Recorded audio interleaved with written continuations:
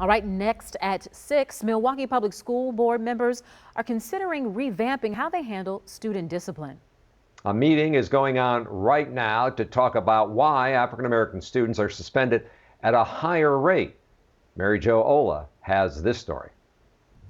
African American students make up a little more than half of the population at Milwaukee Public Schools, but data shows that last year they made up 77% of expulsions, down from 82% the year prior.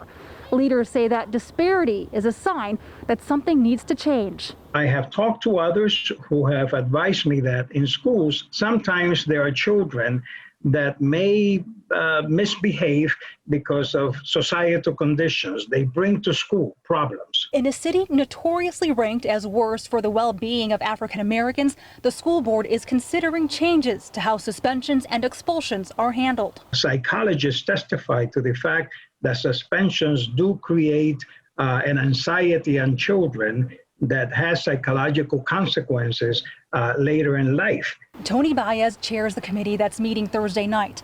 He proposes eliminating suspension for students in the 6th grade and lower and leaning more on intervention. Plus, more training for staff, parents, and students, including cultural awareness, conflict resolution, violence prevention, and restorative justice. I argue that part of the problem of suspensions can be traced back to the fact that school staff sometimes do not know how to handle it, okay?